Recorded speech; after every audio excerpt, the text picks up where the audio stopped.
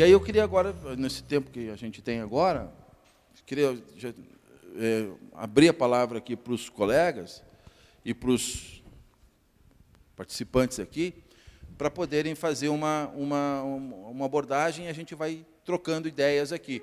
Tinha um colega lá que tinha feito a pergunta, e depois aqui nós podemos seguir aqui com o nosso outro amigo aqui. Por favor, pode falar. Diga o seu nome e qual é a sua pergunta. Boa noite. Meu nome é Charles. Eu tenho uma pergunta para o primeiro palestrante. Desculpe, eu não lembrava o seu nome.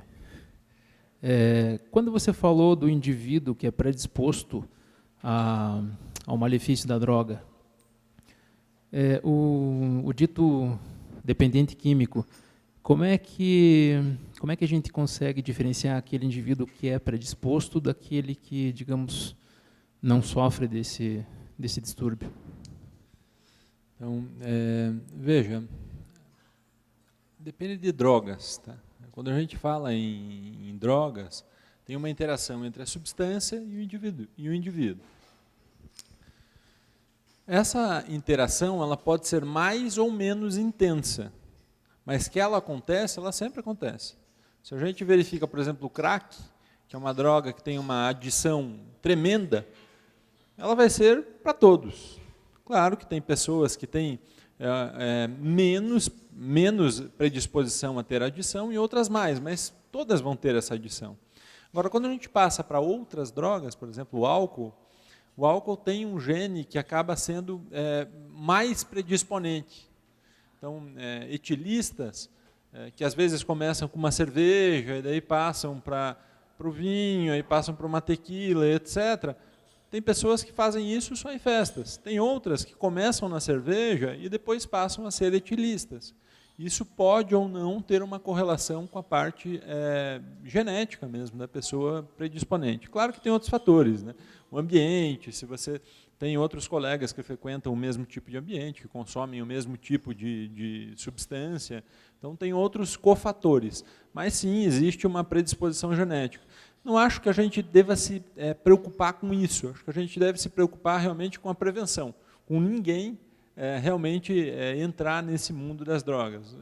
Havendo a predisposição, a gente entende que um tratamento vai ser um pouco mais difícil, vai ter uma resistência maior, mas o fato em si eu acho que é universal. Ok, muito obrigado. Não? Então, tá certo. E não esquecer que direção e álcool não combinam. Aqui, pode falar. Boa noite, meu nome é Rafael. Queria parabenizar o pessoal da mesa, foi uma mesa muito equilibrada, com pontos de vista diferentes, mas eu percebi uma conexão entre todos vocês. Eu queria que vocês comentassem rapidamente a nossa atual obsessão pela felicidade e sucesso.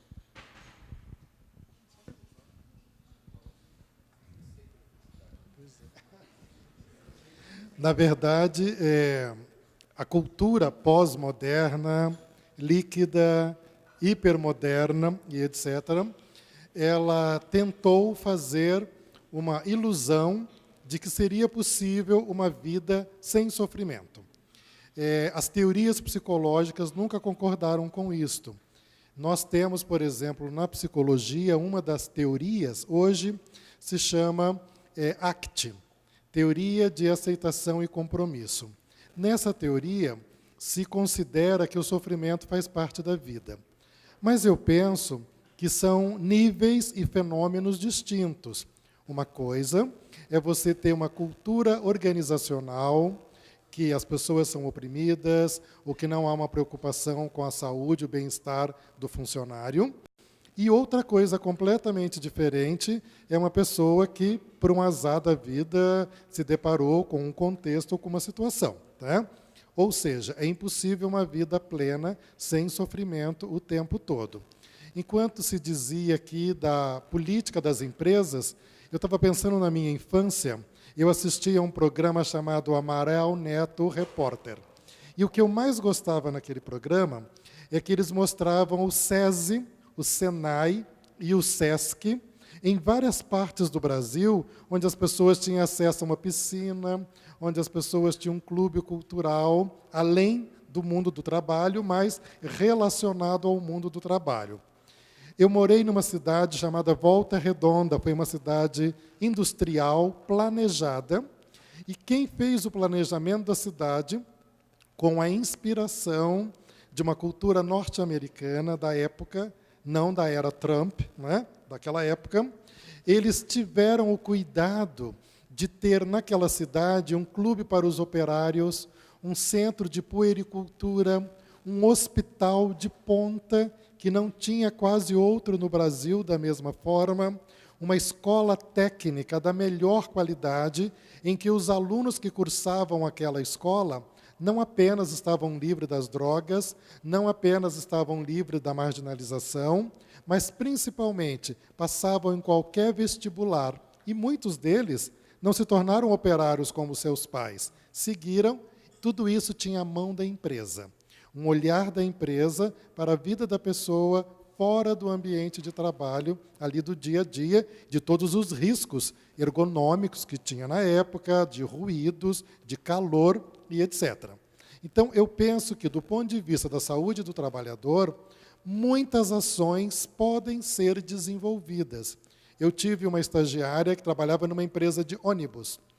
E ela, uma vez, me procurou, já formada, dizendo: nós temos que fazer ações agora por causa da situação da legislação. Necessariamente não temos mais, o empregado não tem que ter o CAT, mas nós vamos ter que comprovar que nós não o adoecemos. Quando ela me disse isso, eu achei fantástico, eu achei maravilhoso, eu achei muito bom. O ano passado eu orientei uma pesquisa, desculpem tornar isso público, sobre a saúde mental de pilotos. O resultado não foi muito animador. Não quero aumentar a fobia de quem tem medo de voar. Mas as empresas aéreas, no geral, não têm uma política ou um programa de saúde e de saúde mental para os pilotos. Eles fazem os exames obrigatórios, o check-up, os exames bioquímicos e etc., mas eles têm medo de pedir um afastamento por estresse, por depressão, ficarem mal falados, perder o emprego e rapidamente a fofoca circula. Então, naquele nosso estudo, feito por um aluno do curso de formação de pilotos da Universidade Positivo, numa amostra relativamente pequena, a saúde mental dos pilotos daquela pesquisa é preocupante. Então, o sofrimento que aquelas pessoas têm não faz parte da vida. Eles podem ser evitados, eles podem ser pensados, nem todos serão evitados, com certeza. Mas atrás disso tem uma briga paradigmática em saúde mental do trabalho. De um lado você vai encontrar o Christophe Dejour, que tem uma série de contribuições muito boas, mas tem também uma perspectiva de que quando você procura um ofício, é possível que você já tenha uma patologia embrionária naquela direção. Na oposição desse entendimento, está outro autor também francês, chamado Le Guian. Le Guian diz: é até possível que o sujeito tenha já embrionariamente essa vulnerabilidade, mas o ambiente do trabalho é o mais importante. E ele descreve isso num estudo famoso que se chama Neurose das Telefonistas, quando eles identificaram que aquelas mulheres que iam trabalhar na França dos anos 40 como telefonistas, um grande número daquelas mulheres, em função das condições de trabalho, desenvolviam doenças mentais graves e sérias. Então, o sofrimento faz parte da vida? Faz, mas não precisamos procurá-lo. E é possível também trabalhar com profilaxia em quase tudo na área da saúde, inclusive na saúde mental.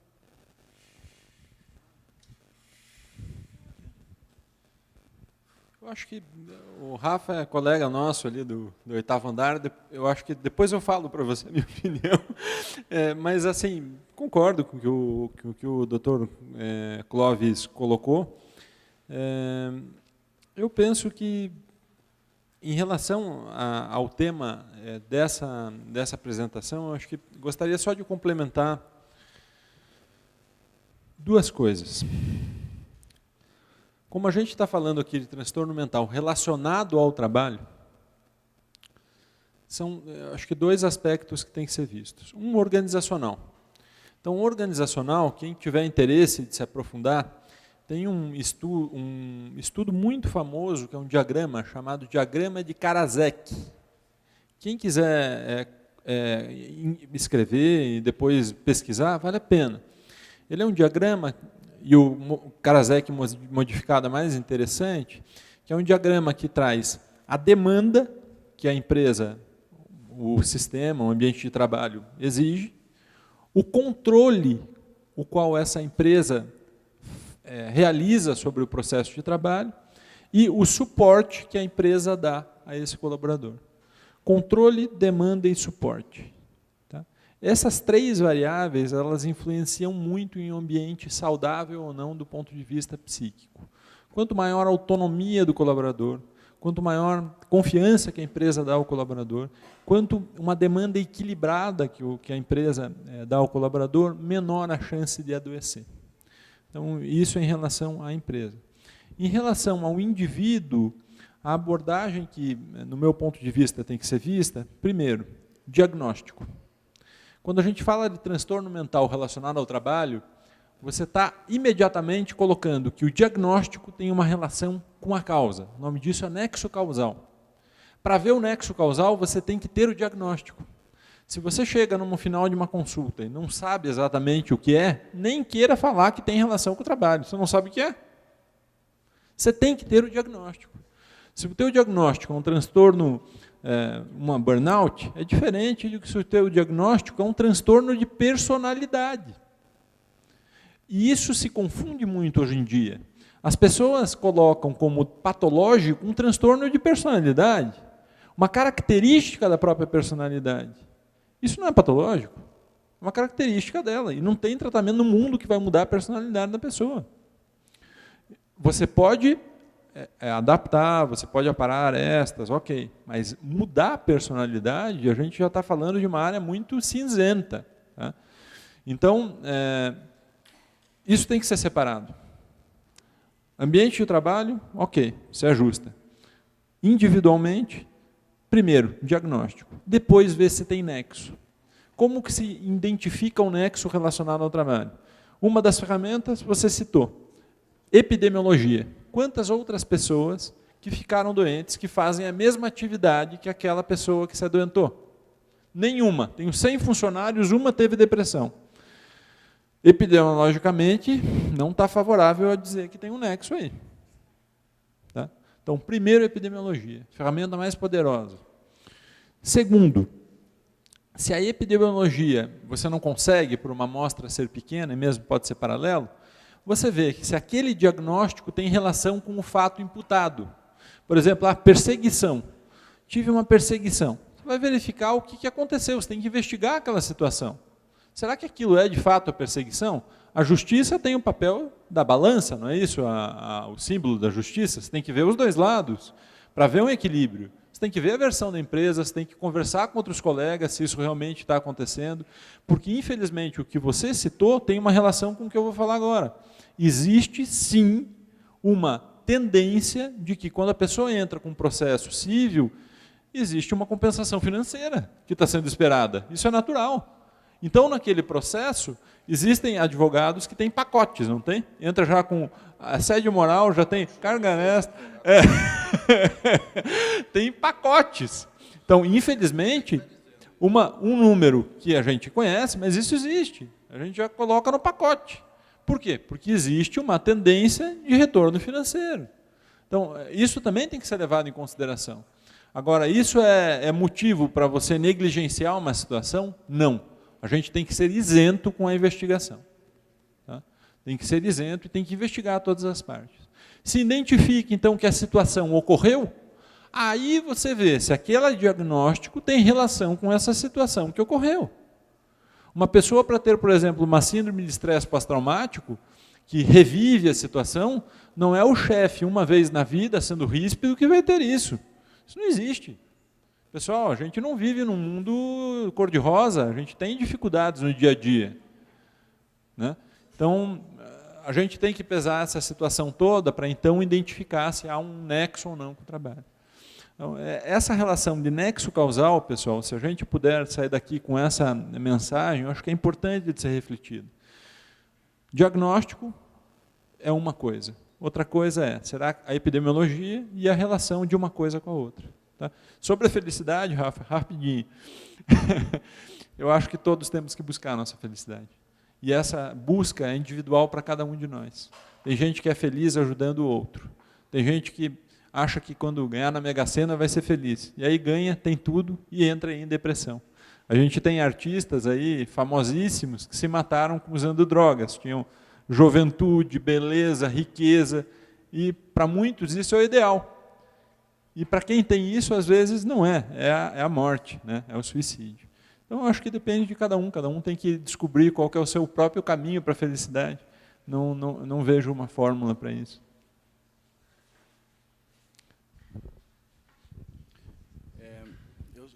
Rapidamente, essa questão da felicidade é muito curiosa, assim, é muito instigante.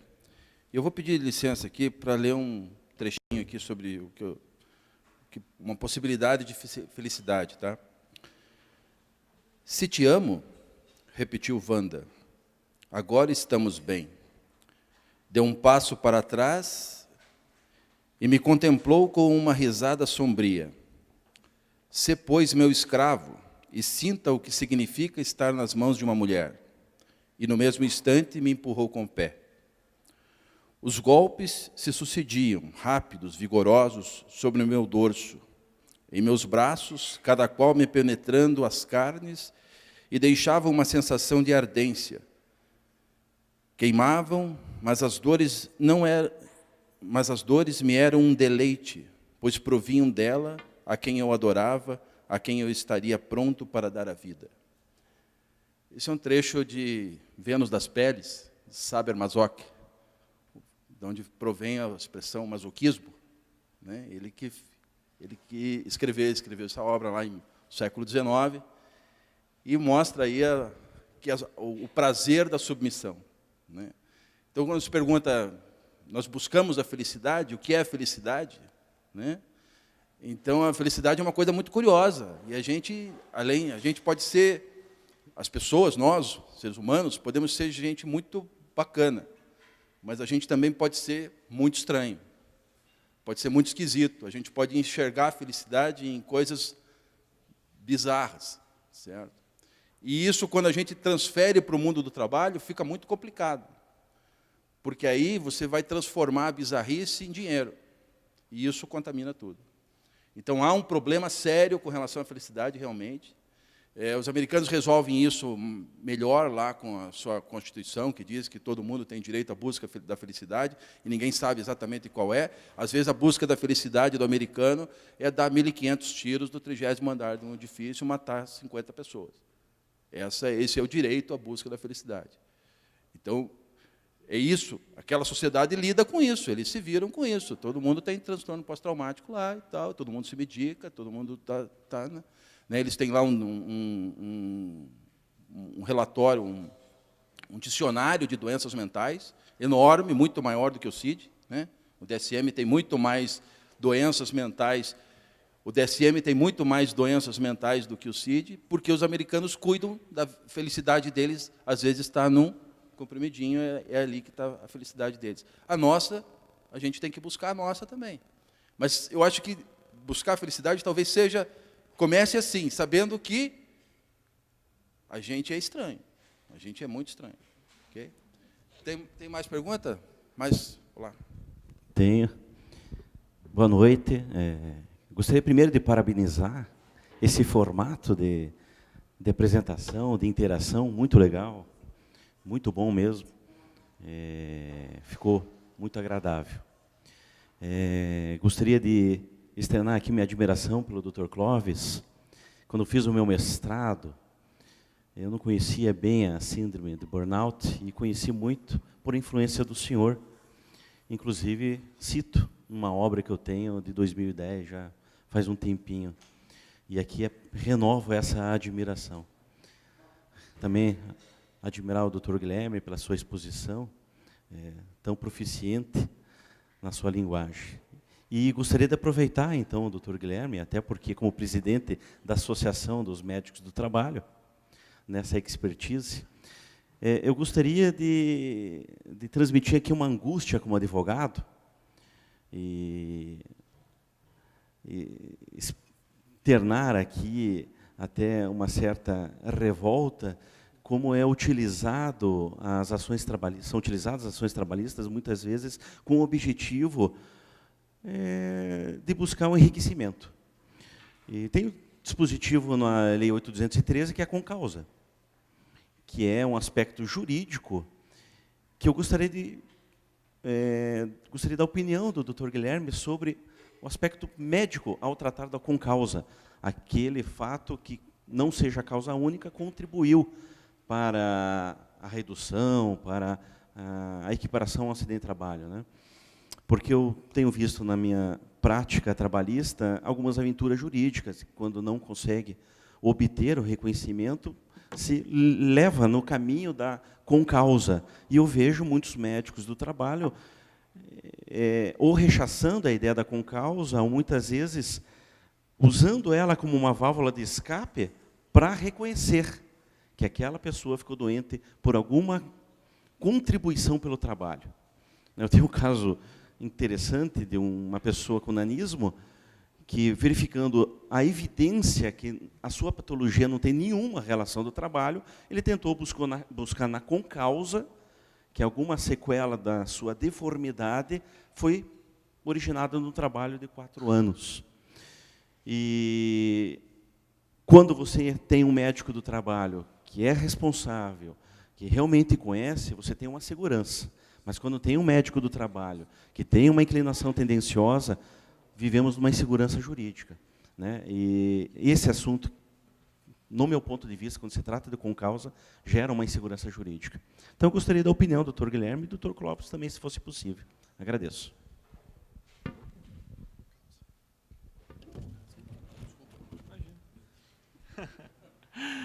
Muito obrigado, Dr. Fábio Minardi, aí, que nos honra com a sua presença. Agradeço aí a presença e a pergunta também. Bom, esse termo eu concordo com você, viu? É um termo bem capcioso.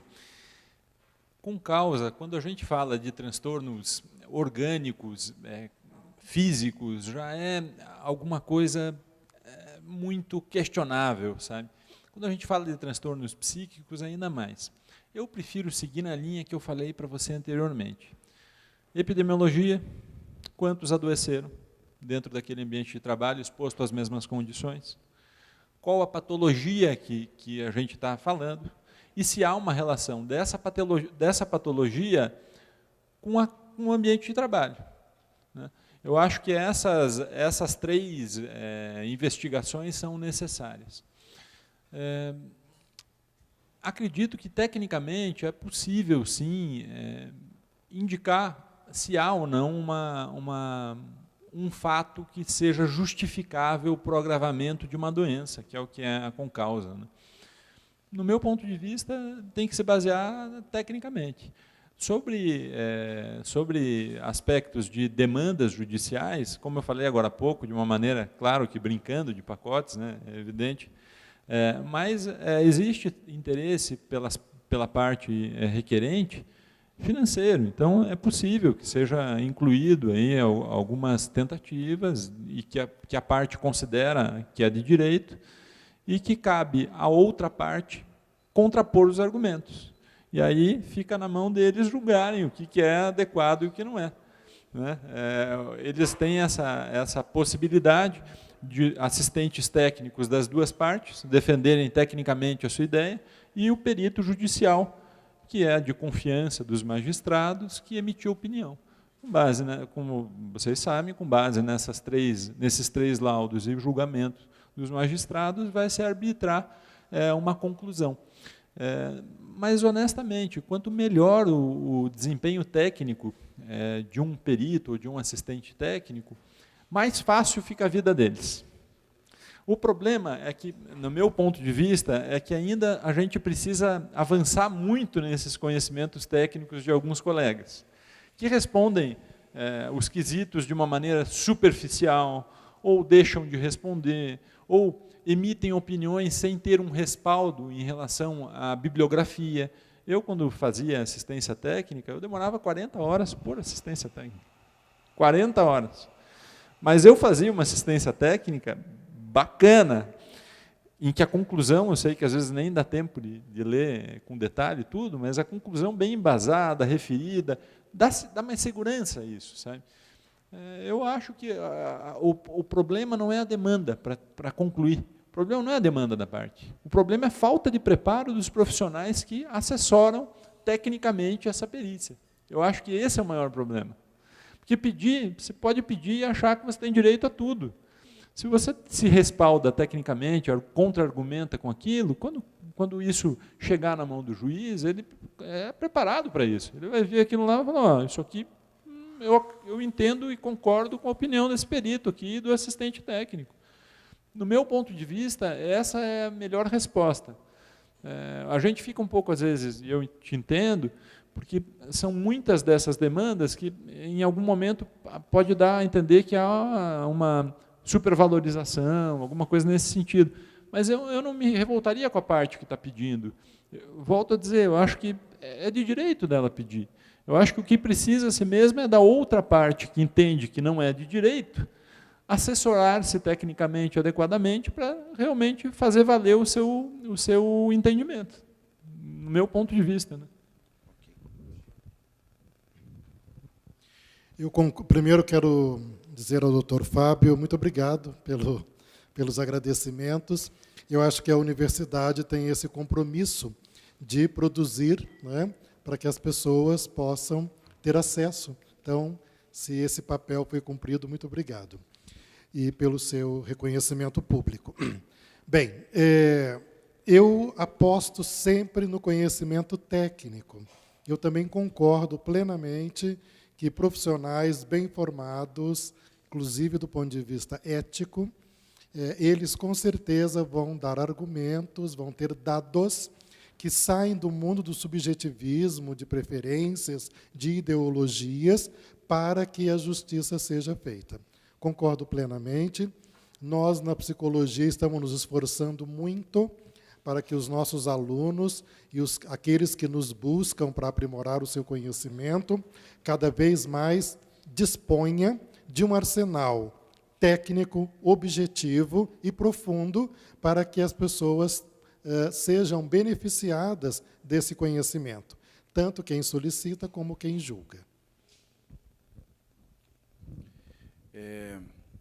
A gente já está partindo para o encerramento, o nosso horário já está no limite, e eu queria fazer um comentário sobre essa questão da concausa, que na questão do transtorno mental ela é muito recorrente, né? Então, até porque o laudo pericial sempre tem a expressão multifatorial, em dois tipos de patologia, na doença mental e na doença lombar. Né? Então, a doença mental é fruto da nossa vida estressante, a doença lombar é fruto de nós sermos bípedes. Então, todo mundo, nós temos quantos? 6 bilhões de pessoas no mundo, 6 bilhões 999 milhões tem algum tipo de transtorno de coluna, porque é o preço que nós pagamos de ter descido a árvore. E o trabalho está relacionado a isso também. Então, a expressão multifatorial sempre vai estar no laudo de lombocitalgia e vai estar no laudo de transtorno mental.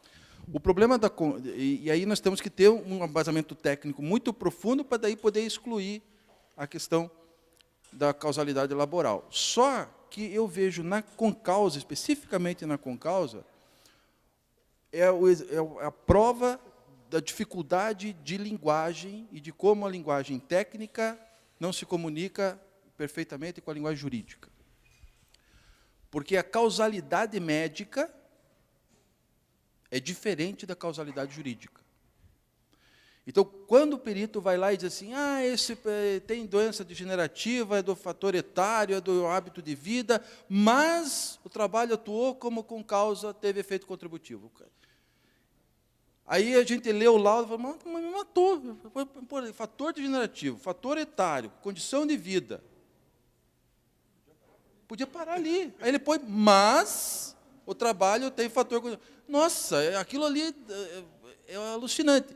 Aí você põe a culpa no perito. Aí eu vou fazer o inverso. Você falou, aí você põe a culpa no perito. Pô, o que esse cara tinha que colocar essa concausa aqui, meu? Ele tinha que colocar aquela concausa. Porque para o médico, o trabalho é causa. Só que nós não precisamos, do ponto de vista jurídico, aceitar aquilo como causa jurídica. E daí eu tenho uma justificativa que eu adoto, que este artigo específico, é bastante técnico, dá para a gente avançar um pouquinho nisso. Este artigo, 21A da Lei 8.213, ele tem um destinatário, que é o INSS. Por quê? Porque ele responde objetivamente.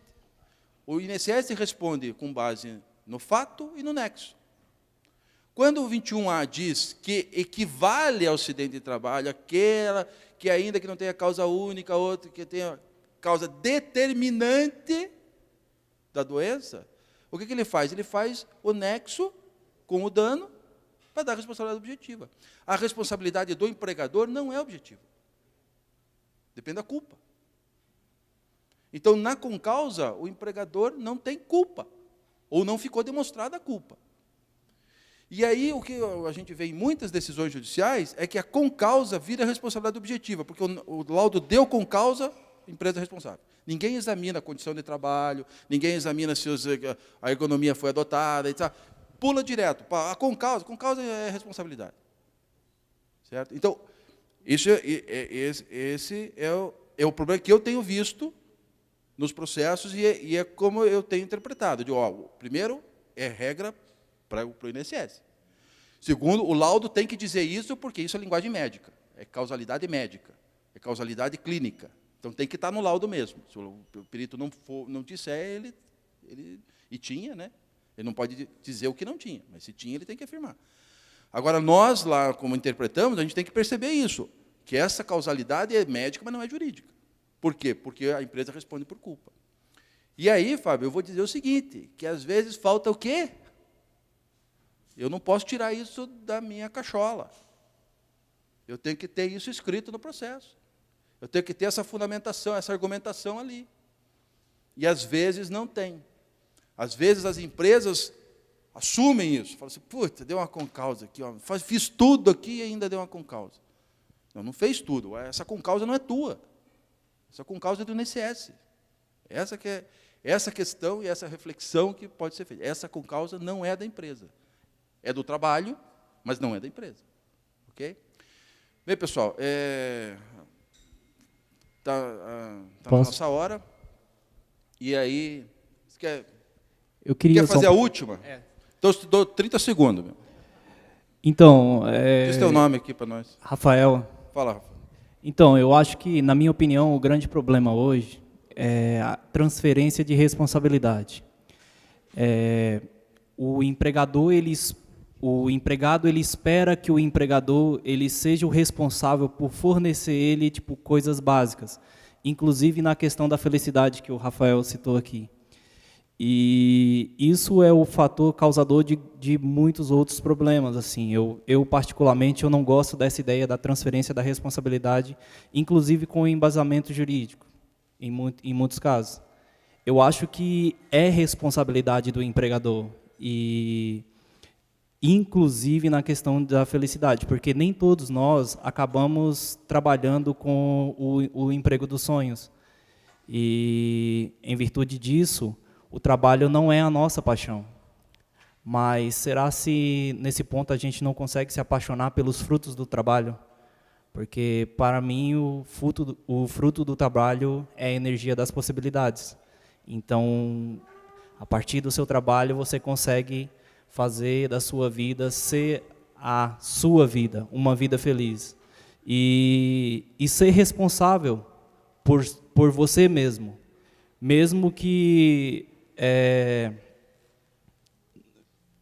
por exemplo, em questão do uso de EPIs ou em questão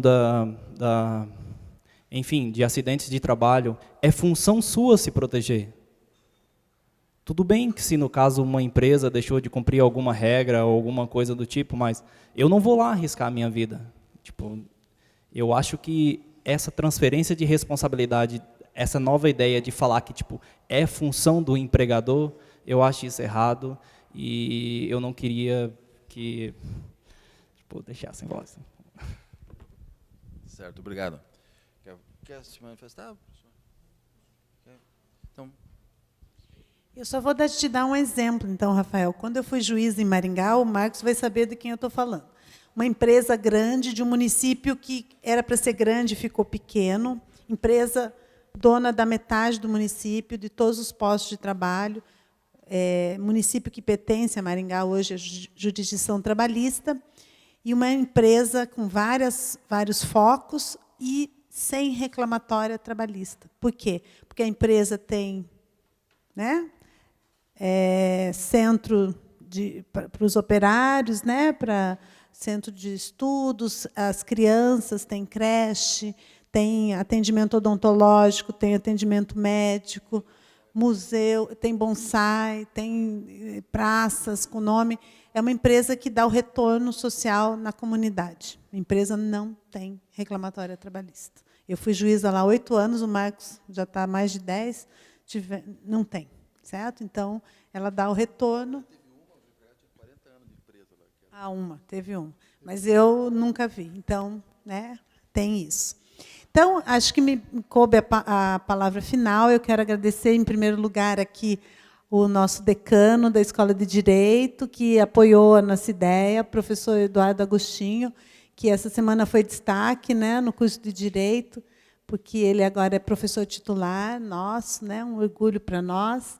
E agradecer o tribunal, os servidores que estão aqui, nossos apoiadores, o Haroldo, o Luiz, o pessoal, né, das COM, a Rose Cretella, que é das COM, a Valéria, né, do setor de psicologia, a Thaís, do setor de saúde, e a todos os presentes, eu agradeço. Então, hoje tem Jogo do Brasil, a gente não pode concorrer também, já fizemos aqui, né, para todo mundo poder assistir, né, daqui a pouco, certo, passa.